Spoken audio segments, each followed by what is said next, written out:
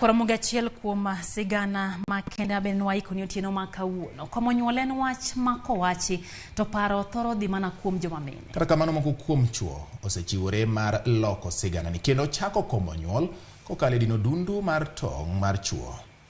Manen kanyo Ramogi jiwang' chenro ma otisi ni vasectomy kaka Judith Omondi miyowa sigana mar James Boses mane lit mane jaode kale nomiyo donje komo nyuol e yor vasectomy.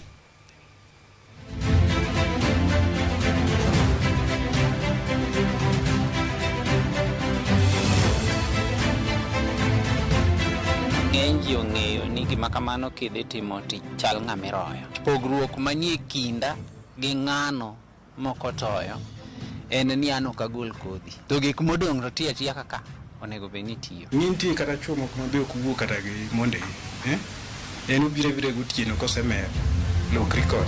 Tiyo kod yore mopogore opogore komo nyuol nyaka sani ok en ting' modong' ne joma mine kende. Joma chuo bende sani osewuok oko mar tiyo kod yor komo nyuol ma dho ngere yango kaka vasectomy, kaka ilerona kod Dr. Charles Ochieng. En operation ma konyo chuo. Koro nitie dundu moro mating'o kodhi. Koro nitie kaka wadine.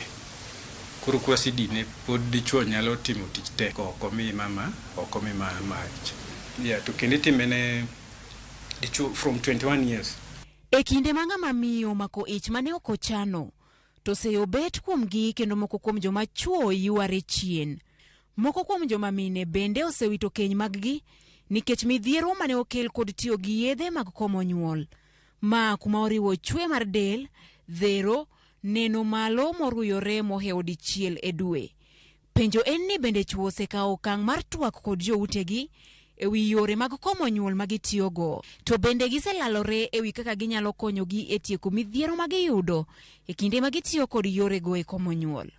Magi kod mamoko gin gik mane odhiro James Boses mondo oyang kit komo nyuol ne joma chuo. To nayiere nikech minoda nosetimo tiyo gi yore moko ma mine tiyogogo to no giti kode maber. An bende akawo okang' mar wacho ni to ei keny ka wan ji ariyo donge wakonyre. To kane wasomo matut e mbui to wayudo ni mana achiel kuom yore ma chuo nyalo tiyogo. Nitie yore mamoko to kane wang'iyo yore gi tiyo gi raboyunga seche moko muoch, tiyo gi yien ok ing'eyo ni sami muonyo gi to ibro bedo gi chwanyruok mane kanye. To wayudo ka yorni to onge gi chandruok. An gi complications moko malure gi kar nyuol ma seche moko anyalo bedo gi bleeding mang'eny, nan gi fibros gini go bende ne miya a lot of complications. Koro daktari nowacho ni kendo ok ber ka ahinya katiyo gi family plannings. Koro I feel ni nokonya in a way or the other. E hik James mar 48 ka en kod nyithindo 2, tije mar chungo pacho tiyo makare kendo jaode pok nochwalo ng'ur kata matin. Ng'eny ji ong'eyo ni gima kamano kidhi timo tich chal ng'amiroyo. Nikech pogruok manie kinda gi ng'ano moko toyo en ni an ok agol kodhi. To gik modong' to tiya kaka onego bed ni tiyo. Onge midhiero moro amora mokelo e ngimani kolure gi ngima mar dhano. Dr. Charles Ochieng, jalony e timo bero ne chuo makomo nyuol e yor vasectomy, bende ne okalo e yorni higni 14 mokalo. Kopogore kod midhiero mane jaode kale, ngima madalagi bende ne odhire. Kaka baba ne salary ne wan moro siling 3,000 per month. Mondare mtina par. Kuro kata chulo fees tab. Thieth tab, medical insurance onge. Educational policy onge. Yuda kata kaka le. Kore mumio actually by the time na jega par kama na se chako par ni onego beni dichuo timo family planning mondo bed gi nyithindo monyalo rito yo makare. Nitie kata chuo moko mabe ok wuo kata gi monde en ubire gotieno kosemer lokri kod. Akweda kata kamano odhuro mokalo.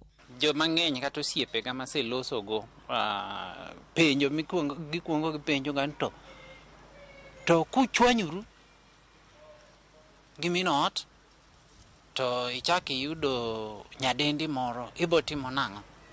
Gima inyoa kabisa en ignorance.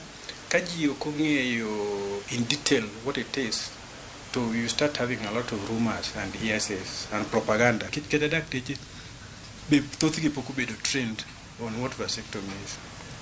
Kata nurses, mondo mi yud nurse ma understand manya timo ne ng'ato counseling on vasectomy onge. Bende nitie ji ma oseywago ang'eyo kotudore gi chenro ni. Dr. Charles miyo waduoko. Sana chuo mabiro ka gin between the age of 30 to 40. Osetim research vasectomy. Mostly ni regret percentage is about 3%. 3% of people ma nyalo regret. Kipimo kit komo nyuol mar joma chuo mar vasectomy kod loro chutho ofuko mar nyuol mar joma mine tubal litigation, Dr. Charles koni mar joma chuo vasectomy tiyo mayot mapiyo kendo e yo moyueyo.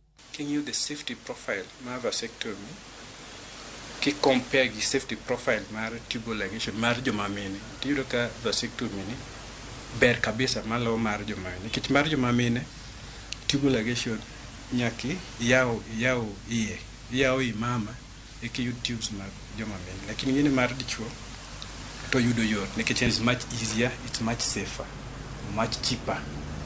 Chik mapacho ka oyiene joma chuo ma johigni 21 kadhi nyime komo nyuol kokalo yor tudo dundu matong' luwo.